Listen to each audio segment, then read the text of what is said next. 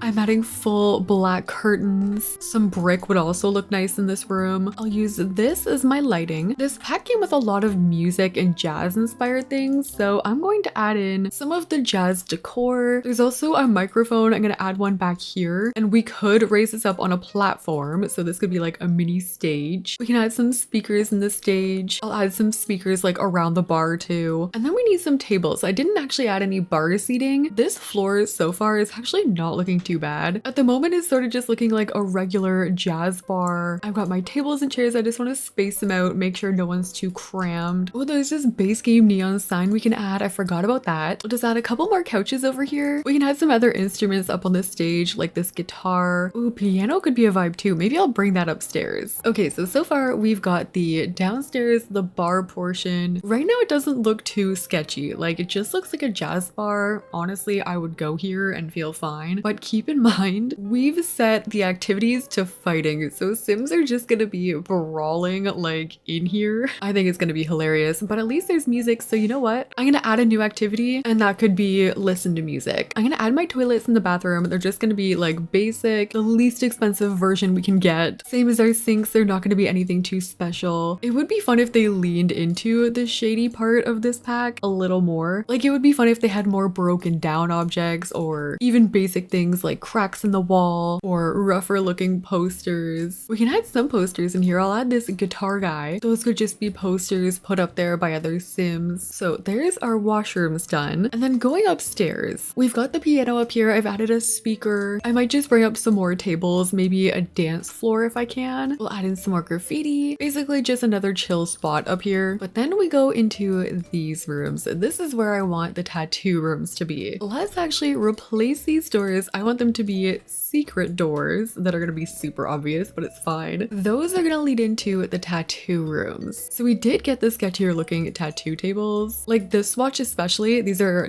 definitely not clean. We can get some more of the neon lights in this room. We can add a stool in here. I want to add clutter everywhere. Like I'll have these tattoo drawers, and I'll fill these up with all different kinds of ink. We'll put ink on the floor, like this clutter and tattoo needles just everywhere. There can be like laundry on the floor for some reason. Maybe you can also have random movie posters in it, like these. This one can have Bob Pancakes in it, just eating some some pancakes. Oh, we could have the drawings on the wall. The sketch pad they need is just gonna be on the floor. Maybe this one can have it just actually on a table. So yeah, obviously, clearly this is a very sketchy room. Everything about it is sketchy. Honestly, I'm adding gardening tools and gloves. I'll put those on the table in the other room. Oh, what if we had a small bed in this room? I don't think we can fit it. Oh, yes, we can. Yeah, everything about this is giving red flags, especially having these available with the bar downstairs. It should go without saying, but do not drink and then get a tattoo. Speaking from experience, it's not a good idea. But for our Sims, this is pretty funny. So yeah, clearly some sketchy stuff going on in here, but we have our 2 tattoo stands hidden behind the most obvious secret doors ever. And Mackenzie is already rocking away. This place is gonna be a nightmare, but we still have a basement. It's not gonna be too big down here, but I was thinking, since we're gonna have Sims fighting all the time, what if they had a literal fighting ring here? I don't know how you would get them to actually fight. Like maybe we'll add a gate and you put 2 Sims in there and like lock them in. Oh wait, we need the ticket thing. I'm putting the ticket kiosk right by the door in this one. I'll delete this couch and put it right here. That way Sims have to pay like a cover fee, but what you're really paying for is this. I'll add one of the punching bags in here just in case, but I mostly wanted to add seating around, like watching. We're making a literal fight club in the basement